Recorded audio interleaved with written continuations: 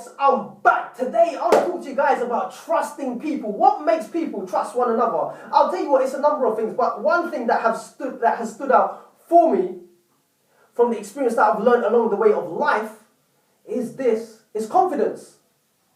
A blagger, for example, would always have confidence. And once a person has confidence, they're able to gain trust more easily, because confidence is a form of reassuring the other person. When you're inconfident, it makes a person unsure. It makes them think, well, hang on a second, this person doesn't know what they're talking about. They seem a bit shaky, and I don't know if I can trust this person. They don't seem grounded. When you have a confident person, then you're more able to trust him. For example, you go to a doctor, you ask him a question, him or her a question, and they're able to give you a straightforward answer, bam, and they're able to say it concisely and precisely and well. You're more likely to trust them, because that's a form of reassurance. They know what they're talking about. The thing is, in life, you get blaggers that are like that. Blaggers who know how to talk the talk, but they don't know how to walk the walk. And all of a sudden, they've got your trust, and they mislead you, they misguide you, and they take advantage of you.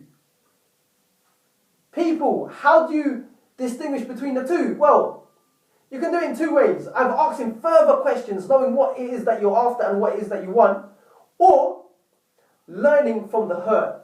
You either get tricked by them, you fall flat on your feet, and then you learn the lessons of life. Sometimes you got to get burned. Sometimes you got to go through the hardest of times in order to receive the greatest of lessons. So there's two ways of doing it. Three ways actually.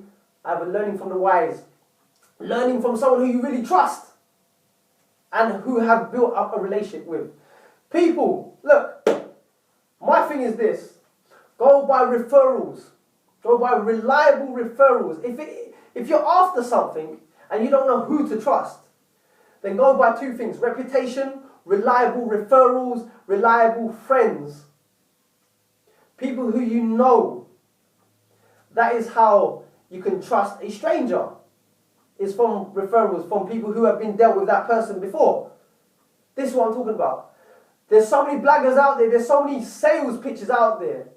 And majority of the time is that they know a lot about psychology. They know how to persuade people. This is the thing, people. It's all about trust. And if I were to sum it up in a nutshell, confidence has a big, massive part to play in it. How a person carries themselves is always an attractive quality to so many people out there. How a person talks and walks is an attractive quality. You can even give your heart away to that person if you're not careful, and you'll get burnt. I'll give you another example. So many women out there get hurt. So many guys out there who get hurt. They get played off. Why? Because the person who has played them is very confident. They've won their heart. Well, actually not won their heart, but they've taken your heart. They've stolen your emotions, because all of a sudden you've given yourself into them. Because of the fact that the way that they talk and walk and carry themselves had a big part to play in terms of getting you.